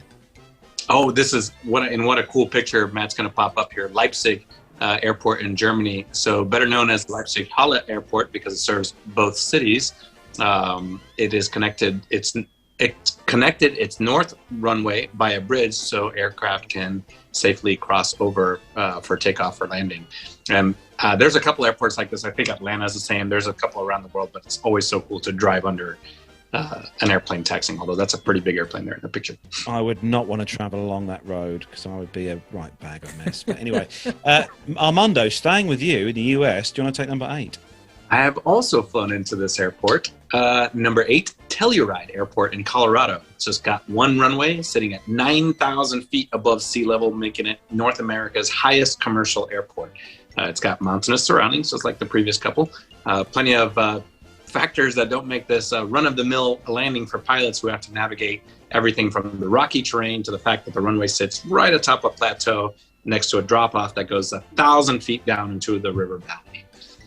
Now, Nev, I know you like a bit of skiing, so do you want to take number 9? Yes, this is Courchevel Airport in France, which, I mean, luckily they've cleared the runway of snow, but it doesn't look a very long runway, does it? But it's a very high up, obviously, so it's got actually an altitude of 6,500 feet, just over 2,000 metres, and offers views of Mont Blanc and La Grande Casse, and it's the only airport to be kept clear of snow all year round. And number 10, an airport that me and Gemma flew into a few years back, or quite a few years back actually, for our honeymoon. This was Velena Airport in the Maldives. We flew in here actually with Emirates on a 777. This is the island, on the island of Hulu, is the main gateway to the island resorts of the Maldives and makes for quite the arrival for passengers, considering the island is surrounded by those picture-perfect turquoise waters the region is renowned for. Unless you come in from a certain way, which like we did, and there is a huge landfill site just off the other side of that runway. Oh, that's a shame. Anyway. Now, actually, interestingly enough, Jonathan Warner has sent us a picture while we've been doing that. He's disputing that the best airport has to be this. So this is the approach into, I want to say, Meiringen in Switzerland. Is it Meiringen? Sorry, Meyer-en-Jen. Anyway, that's typical Jonathan Warner, isn't it? It's a stunning photograph, that is. We all know how it's pronounced, Matt. We're just letting you try. Thanks very much. Yeah, because somebody put me out of my misery, will they, please? All right. Well, as that's a military helicopter. Oh dear. I suppose we should technically hand over the show to Armando to introduce the military segment. So, Armando, over to you. Yeah, guys. We're not even going to hit the button this week. We're just going to jump right into it. We had some great stories, and I got to admit, our listeners made my job super easy this week because this first story, which is going to be read off by Nev, was brought to us by Ray Davis. Yeah, thanks very much, Ray. Hope you're feeling better as well, Ray. Last time we saw a picture of you, you're back in hospital again with your kidney stone. So hope things are improving for you. But thanks ever so much for sending in information like this. Always good to hear from Ray. And this is on the 7news.com.au website. Where it says Black Hawk down, a Defence Force helicopter makes emergency landing after clipping cruise ship in Sydney Harbour. It says that the helicopter had to make an emergency landing after an anti-terrorism drill went terribly wrong. As you can see in the video that I hope Matt's showing, the Black Hawk helicopter. I couldn't get the rights for the video, unfortunately. Oh, right, okay. Clipped the mast of a defence-leased Captain Cook cruise ship in Sydney Harbour on Wednesday afternoon. The incident damaged the helicopter's rotor blades and it made an emergency landing at Robertson Park in Watson's Bay. A second Black Hawk followed and landed in the park moments later. Military personnel inside the first helicopter moved into the second one and departed. No one was injured in the incident, but I bet someone was filling out some paperwork afterwards. Can I just say, I saw a video online of this helicopter in the park after it had landed, and they'd shut the doors and they'd gone, and there was no one in authority protecting the aircraft, and there were people, literally people, wandering around, poking and prodding and walking around the helicopter. No one was. I'm sure the accident investigators will be delighted about that. Well, quite. Yeah. God. Yeah, I saw there was a picture of one man taking selfies on top of the helicopter. Yeah. I thought it was the most interesting. So here's my commentary on this one, right? So and Carlos, you're exactly right, because this isn't just a regular Black Hawk. If you look at the pictures, I think there was a Puma, the video, there was also a Puma that was a wingman. These are special operations helicopter. These are some of Australia's most advanced and sophisticated special forces, and you can tell that they were doing this anti-terrorism exercise onto this ship, doing fast rope. So fast ropes are dangerous to begin with because the aircraft is usually hovering anywhere between 20 and 100 feet up in the air, and the guys that are going to jump out are literally going to slide down a rope like if you were in gym class, except it's 100 feet down to the ground. They were doing this onto a moving boat, and one of the things that I noticed from the video that it was tremendously windy. If you looked at there was a windsock on the ship, and there were also the flag on the ship was standing straight up. So it must have been at least a 20-30 knot wind out there, which probably made for some interesting maneuvering. Also, these special operations forces that do these kinds of assaults onto ships, they over-plan every single one of these operations. I mean, they know how wide the deck is, they know how tall the masts are. So this may have just been a slight oversight in the planning or just the weather conditions, but but they would have planned out how far that mast was from the fast rope area. So it's probably just a slight miscalculation on their part. And then some of the other parts is a testament to the Black Hawk. So it chopped a pretty good chunk of the rotors off, and it didn't disintegrate. It stayed together. And I tell you what, when I was flying helicopters, nobody wants to ditch in a helicopter. It's just an emotional event. It turns out bad usually. The aircraft are usually going to hit the water, and unless it's got some kind of flotation system, they are going to flip over. And then you have to wait. Once the helicopter hits the water, it's going to flip over on its back. You're going to end up upside down, strapped to your seat, and you have to wait till all the movement stops to get out of that helicopter. So you could tell that as soon as the rotor blades clipped that mast, the pilots ensured that all of the operators were on the deck of the ship, and they immediately, pointed it towards the nearest piece of land, which was that park.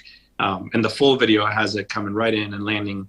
A spectacular job by the pilots, despite the miscalculation, to put it on the ground so fast, and without hurting anybody on the ground either, which could have been an issue. Yeah. Okay. It's.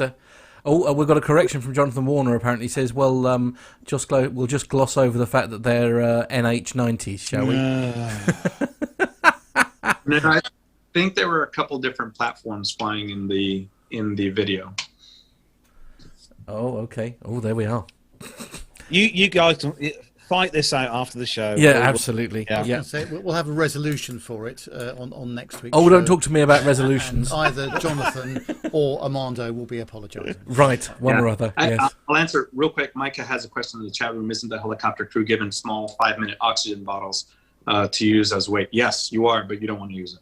Yeah, indeed. That was the worst training I ever went through in the military. We're romping through the military because we're going to lose Armando in about 5 minutes. So if you want to take the last story then, please. All right. Talking about airplanes hitting things on the ground. 2 French military jets that flew very close to the ground have struck some electrical lines and cut the power supply to a village in the south of France. Oops. A lovely place for this to happen. The incident happened on Wednesday afternoon in the small village of Le Castellet near Manosque. The 2 Rafale aircraft had taken off for a nearby airbase on a low-altitude training flight. The investigation has been opened into what they are calling a rare incident. A local news outlet had the village's mayor that said it went so low that it made a heck of a din. And then I looked up and saw the second aircraft. It was so low that I said to myself, oh my gosh, it must have gone under the power lines. The mayor was driving at the time when he saw this. Further down the road, he said he came across some electrical cables hanging on the ground. One of the planes had hit the line and cut it. He immediately called the emergency services and the electricity company. So the fall of the cables caused a fire, which was brought under control, according to La Provence, the newspaper. The village remained without power for a few hours, and the access road was also blocked off. So there was no casualties. The in-flight incident forced the pilot of the aircraft to land safely at the nearby airbase in Orange. And of course, the Air Force is saying that this was an extremely rare incident, which it is. Thank goodness for that. That's all I have to say about that. Got a couple of very interesting stories. You're in danger of making this whole military thing interesting, Armando. Well, that would secure my position. Am I off probation yet for the show? No, never.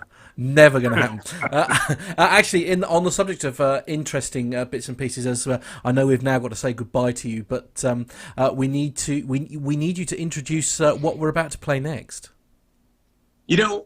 So as we've been talking about the last couple of episodes, I've gotten the chance to go up to Oshkosh, Wisconsin, which is very special.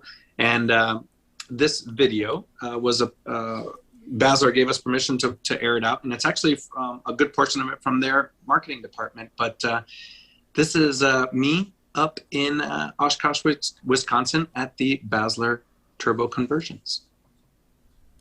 Earlier this month, I was fortunate enough to spend almost 2 weeks at Basler Turbo Conversions at their facility in Oshkosh, Wisconsin. Now, anytime that an aviator gets to go to Oshkosh, whether it's for EAA venture or not, it's a special time. This was no different. Sure, it was the middle of winter, and people don't really go to Wisconsin in the middle of January unless it's to ice fish or to go to Lake Winnebago or to stock up on cheese curds to add some insulation for winter. But I was there on behalf of my company to contribute to an aircraft build and modification. So let me just summarize that the folks at Basler are great people. They rolled out the red carpet for us, and every single one of the people working in that facility is just nothing short of an artist.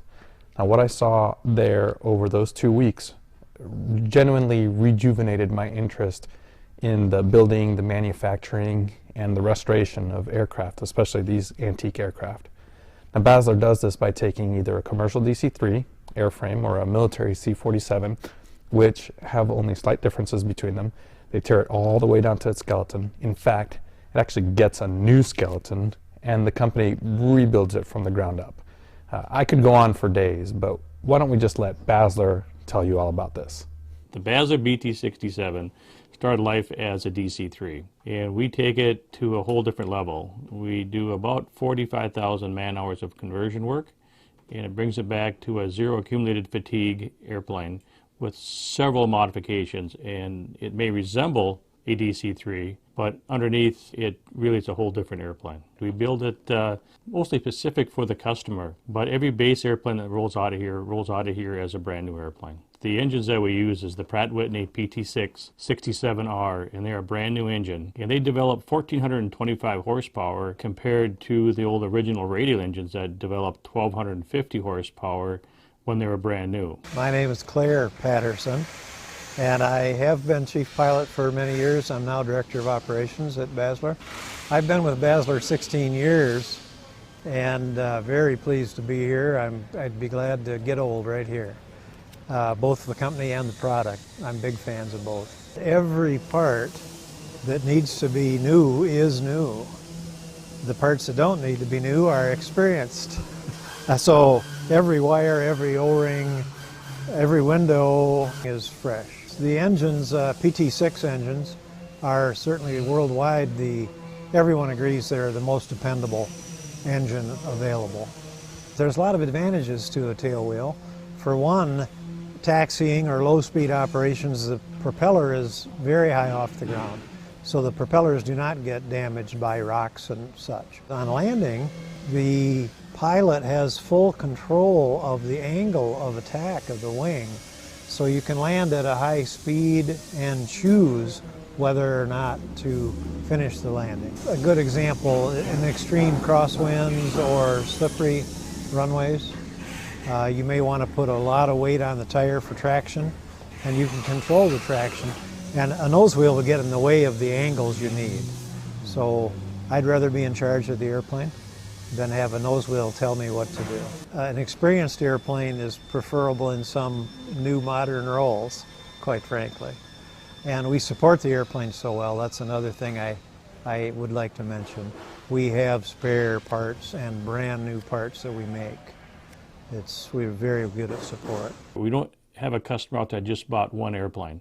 They start out with one, and some now have 13 and 14 airplanes to their fleet. They're a workhorse. They fly 20 to 24 hours a day, 7 days a week, 365 days a year. Because it's such a great platform for any mission that the customer wants to use it for. And we have customers that operate in the Sahara Desert. We have customers that operate all the way down in the Arctic and Antarctic. So it can have several different uses. It goes out of here as survey airplanes, troop and cargo, firefighting, gunships. We sell them to our U.S. State Department to use in Afghanistan to haul people and freight. We had a customer that had an accident in Antarctica. We took a whole tail section from another airplane. We took both complete firewall forwards off another airplane and several other landing gear parts and shipped them to Antarctica to put on the airplane to fly it home. And we've also hand-carried parts to Antarctica. If they ever need to have a problem with the part, we will hand-carry it right to the ice and hand-deliver it. Most of our customers come and see the factory, and once they've been to the factory and seen the process and seen the airplane, they're hooked, they're sold. Most of our customers, I should say, advertise their airplanes over 5 years or less. My name is Ashley Hazy, and I am an AMT mechanic here at Basler Turbo. I am licensed to basically work on any type of aircraft, and I can do anything from sheet metal to engine work. We have such a great team here. Everyone comes in with a great attitude, smiles on their faces, and we just push through the day. And we really have a great team here, and that's what allows us to get these products out for the customers at tip-top shape. And yeah, we really have a great time here at Basler. It's a great place to work. My name is Dwight Dietz, and I am the production supervisor. That design was quite common in the era that this aircraft was originally produced, but it does allow that aircraft with its large main gear and the tail wheel to land on unimproved airstrips. It provides great flotation. The aircraft can be equipped with skis for landing in the snow, and it just allows, with the tail wheel, which is 360-degree full castering, allows that aircraft to land on unimproved short strips, to spin itself around and allow for it to take off without a great deal of support equipment in locations. With it being that large, and with the speed of which this aircraft cruises, it allows it to be well suited for scientific research and geological surveying. They tow EM birds for survey, and so what they'll have is a big EM loop antenna that goes all the way around the airplane, powered by a 40 kVA generator. And what they'll do is they'll shoot a signal into the earth, and that signal will come back, be picked up by the birds, come into the airplane. And they have several monitors and computers that take that data and can tell you whether there's oil, diamonds, copper, or any precious minerals in the soil, so they can come back and mine that at a later date. The aircraft has such a large payload capability. Its rate of speed when flying, and its capability to land on unimproved airstrips. It is just a very unique aircraft that has not been able to be duplicated. It was never a pressurized airframe, so you don't have that cycling on your airframe that you would in a pressurized aircraft, and it just lends itself well to the longevity that we've seen it to this day. And upon our completion of basically a new aircraft, as we complete it, it allows for it to continue for a great number of years again. You know, the business started in 1957 with Pat and Warren Basler, and then in the mid-80s we started building the turbine DC-3 because we were an operator of DC-3 aircraft and we wanted to take it to the next level. So we've been around here doing this type of work since 1989. We have a lot of really good people, a lot of really good craftsmen.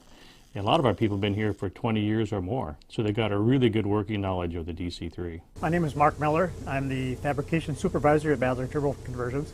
I'm in charge of basically doing all the things that are necessary to fabricate the new parts that you see here. This isn't an ordinary part. This is an aircraft part. It was made many, many, many years ago.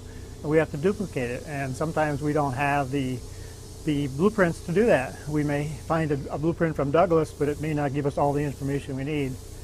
So in many cases we have to take and duplicate an original part. So we have to take the part and be able to, in the case of these formers that you see in the background here, we actually have to make a piece of tooling so that we can duplicate that. So we have to be able to make that tooling the exact same size as the original part. We have to make it out of the same material, and then we have to figure out how we're going to get it bent, how we're going to get inspected, how we're going to get it primed, and how we're going to get it to conform so that we can sell it or put it on our aircraft. The future is really our customers, because we, again, every customer is different, and so they come to us with what they need in an airplane, what their mission is, and then we outfit the airplane and set the airplane for their mission. So as you saw and heard in that segment, these artists take frames, airframes that are 80 years old and produce a zero fatigue airframe for the customers. These planes will continue on to fly for many, many, many years in these specialized roles. It was truly awe-inspiring for me to see the avionics guys working next to the sheet metal team, the upholstery specialists working right next to the composite artists, which is what I call them. Almost everything is manufactured in-house. It would be incredibly expensive for them to order just a few fuel tanks or wing spars or nose panels from an outside manufacturer. That's what makes Basler so special and one of the last remaining small aircraft manufacturers, if not the last that I can think of, that does everything in-house. So I want to thank the folks at Basler for their hospitality and for letting me live out what is truly a childhood dream for me to be in and around DC-3s, especially a new one. I never thought I'd get the chance to do something like that or anything like that. My love of the DC-3 goes all the way back to my childhood in Puerto Rico when my dad was an airline pilot at Puerto Rico International Airlines, or Prinair, and their maintenance hangar, which we went to pretty regularly, I think that was also their operations building, was right next to the cargo carriers, 5-star Toll Air, which I think to this day operate the DC-3. I remember looking at those airplanes as a kid, and just that truly fostered my love of what are now considered classic aircraft. So again, thanks to Joe and the team at Basler for having us. I mean, he's so humble, isn't he? But he's got like one of the coolest jobs in the entire world, hasn't he? It's like almost like we all step up to the table with like bronze, and then Armando walks in with a big old bag of gold. Yeah, every time. Absolutely, yeah, absolutely. But yeah, thank you, Armando, for putting that together. Sorry, you're not here to comment. He's got to go off to go and do some actual work, which is, you know, somebody's got to do. He's right, okay. He's probably waiting for his meeting to start. Yeah, he's commenting in the chat room. So he? we have got some listener feedback. We have this week. We've got some from Ray, haven't we? We have, yes. He said trying to do nothing really very particularly exciting. He was just saying that it looks like our Canadian cousins from the Wildcat helicopters are packing up as the fire season comes to an end here in Oz, of course, with the bushfires and all that kind of thing. So he's just sort of, as I say, just fascinating little pictures and stuff here as they're packing up, ready to ship home. Look, it's quite cool. So thank you for sharing that with us. Now, squeeze that in the boot of your C-Max, Matt. Right. Okay. Probably not, if I'm honest.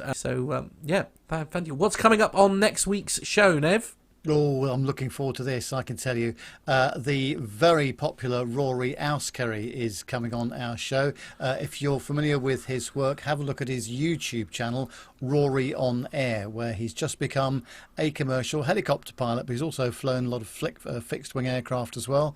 In the past, he was previously a studio manager at BBC up at Media City in Manchester, and he's going to be joining us live on the air next Friday. So I'm really looking forward to having a chat with Rory. It's going to be a lot of fun, isn't it? Really looking It's forward to worth that, noting as well, we don't very often have helicopter pilots on the show, so this is a fresh one for us again, guys. Yeah, a helicopter pilot on the show, so yeah. Get your questions in maybe in advance, just so that we can brief Rory in advance. As I say, same contact details. You can use the contact form on our website, www.planetalkinguk.com. podcast@planetalkinguk.com is the email address. The WhatsApp number +44 757 224 9166, and then of course social media as well. Or obviously, if you're here on the day, you can also get in touch using our using the chat room on our YouTube page. And don't forget, if you're going to buy cat food, like I will be this weekend, make sure you use our Amazon link on our website when you buy your cat food, because we do get a little small referral fee from Amazon. It all helps. And also, don't forget our links. If you want to become a patron of the show, you could become a patron of the show through our website. The links are on there. And if you want to make a one-off donation to the show, you can also do that via the PayPal link on our website, and we would love that. And don't forget the store as well. If you want to be like Matt Newbury and get yourself a nice PTUK t-shirt, you can go on our store and purchase yourself one of those, and also a PTUK coffee mug, which is awesome. Oh yes, absolutely. So that is where we are going to bring episode 356 to a close. A big thanks again to our guest, Rebecca Dean. Thanks for you for coming on. Big thanks to Armando. I know he's not here, but thanks to Armando for all your hard work for the show this week.